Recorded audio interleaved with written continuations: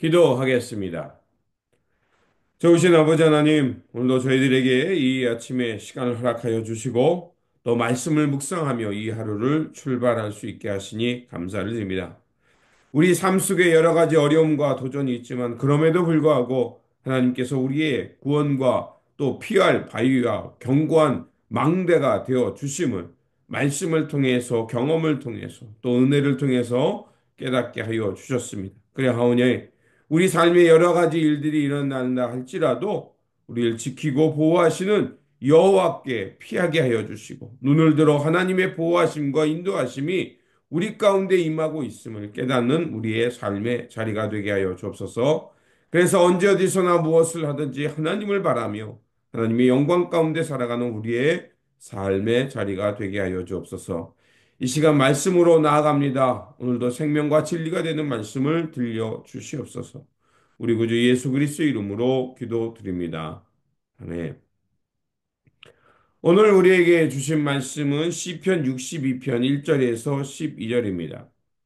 나의 영혼이 잠잠히 하나님만 바라며 나의 구원이 그에게서 나오는도다. 오직 그만이 나의 반석이시요 나의 구원이시요 나의 요새시니 내가 크게 흔들리지 아니하리로다. 넘어지는 담과 흔들리는 울타리 같이 사람을 죽이려고 너희가 일제히 공격하기를 언제까지 하려느냐? 그들이 그를 그의 높은 자리에서 떨어뜨리기만 꾀하고 거짓을 즐겨하니 입으로는 축복이요 속으로는 저주로다. 나의 영혼아 잠잠히 하나님만 바라라. 물은 나의 소망이 그로부터 나오는도다. 오직 그만이 나의 반석이시요 나의 구원이시요 나의 요새시니 내가 흔들리지 아니하려다. 나의 구원과 영광이 하나님께 있으며 내 힘의 반석과 피난처도 하나님께 있도다. 백성들아 실시로 그를 의지하고 그의 앞에 마음을 토하라. 하나님은 우리의 피난처시로다. 아 슬프도다 사람을 입김이며 인생도 속임수이니 저울에 달면 그들은 입김보다 가벼우려다. 포악을 의지하지 말며 탈취한 것으로 허망하여 지지 말며 재물이 늘어도 거기에 마음을 두지 말지어다. 하나님이 한두 번 하신 말씀을 내가 들었나니 권능은 하나님께 속하였다 하셨도다.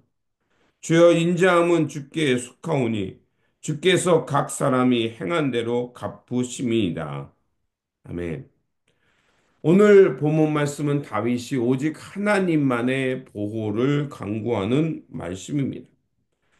본문에 보면 그 오직이라는 단어가 자주 나오는 것을 볼 수가 있습니다. 오직 누구누구만이 이 단어는 매우 단호한 어조를 쓸 때 사용하는 겁니다. 그래서 본문에 보면 오직 하나님만이 또 이런 강조의 단어가 나옵니다. 자, 이런 단어가 자주 반복된다는 것은 삶의 자리 혹은 그 우리의 평화가 하나님의 잇대어 살 때만이 가능하다는 뜻을 말하는 것입니다. 이러한 선언은 터전이 흔들리는 것을 경험했고 현실 속에서 오도 가도 못하는 지경에 처했기 때문입니다. 또한 어느 것도 의지할 수 없는 상황에 놓였다는 뜻이기도 합니다. 더 이상 바랄 곳이 없을 때, 아무것도 의지할 수 없을 때 우리는 그 하나님을 경험하게 되고 하나님의 그 은총, 하나님을 바라는 길이 결국 우리가 생존이 할 수 있는 길이라는 것을 알게 됩니다. 그래서 이런 말이 있죠. 한 곳 문이 닫히면 새로운 문이 열린다. 인간의 가능성이 닫힐 때 하나님의 가능성이 시작되는 줄 믿습니다. 그래서 하나님의 뜻이 무엇인지 또 하나님의 인도하심이 무엇인지 우리가 때로는 경험할 수 있는 겁니다. 본문의 배경이 된 것은 다윗이 아들 압살롬의 반역에 의해서 급히 도망하며 그 참담한 신경을 말하고 있는 것입니다. 그래서 3절과 4절은 이렇게 말합니다. 넘어지는 담과 흔들리는 울타리 같은 사람을 죽이려고 너희가 일제히 그 반격하기를 언제까지 하려니? 너희가 그를 그 높은 위에서 떨어뜨리기만 꾀하고 거짓을 즐겨하니 입으로는 축복이요 속으로는 저주로다.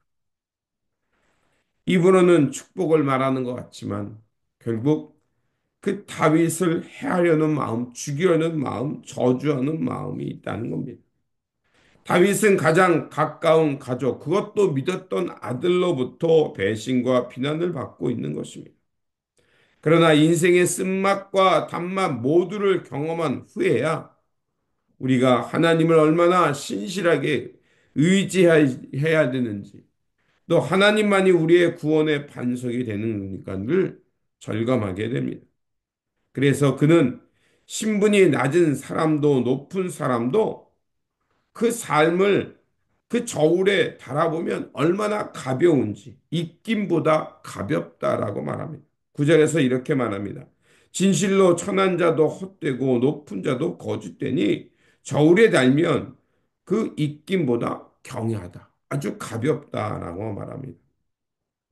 감당할 수 없는 위기 상황에 하나님만이 나의 반석, 나의 구원, 나의 요새라고 고백하는 사람만이 흔들리지 않으며 반드시 전능하신 하나님의 놀라운 구원을, 권능을 경험할 것입니다. 당장 지금은 하나님이 침묵하는 것 같지만 결국 이 역사와 이 삶을 이끌어가는 분은 하나님이심을 우리는 알아야 합니다. 그렇게 우리가 잘 산다, 복 받는다라는 것은 하나님의 뜻을 따라 사는 것이고 그 길이 아무리 어려워도 묵묵히 그 하나님의 길을 살아가는 것이 잘 사는 삶, 복 받는 삶이라고 시편은 또 지혜가 성경은 우리에게 말해주고 있습니다. 그러므로 절망의 시면이 우리 가운데 왔을 때 우리는 우리를 결코 버리지 아니하시고 하나님을 의지하는 자 하나님이 구원하신다는 것을 우리는 다시 한번 깨달아야 할 것입니다. 그래서 절망의 시면이면 항상 무엇을 하든지 하나님을 앙망하며 그때 하나님의 한결같은 사랑이 우리를 감싸고 있음을 깨닫게 될 것입니다. 오늘도 우리에게 주어진 삶 속에서 이 한결같이 우리를 사랑해 주시고 오직 하나님만이 우리의 구원과 반석과 우리의 요새가 되시는 그 하나님을 경험하는 그러한 삶의 자리가 되시기를 주님의 이름으로 축원드립니다. 기도하겠습니다. 사랑과 긍휼의 하나님, 오직 주님만이 나의 반석이시오 구원이시오 요새임을 우리는 고백합니다. 사람을 의지하지 않게 하시고 세상의 헛된 것에 마음 빼앗기지 않게 하여 주옵소서. 그래서 어렵고 힘들 때면 잠잠히 주님만 바라보며 주님께 구원과 소망을 두고 묵묵히 살게 하여 주옵소서. 때로는 우리의 삶이 힘들고 넘어질 때가 있지만 주님의 그 권능의 팔이 우리를 붙들고 있음을 기억하며 다시 일어나 하나님의 선하신 뜻, 하나님의 그 길을 묵묵히 걸어내는 믿음의 사람 되게 하여 주옵소서. 오늘도 우리와 함께 하시며 주님을 의뢰하는 자 실망치 않게 하시는 우리 구주 예수 그리스도의 이름으로 기도드립니다. 아멘.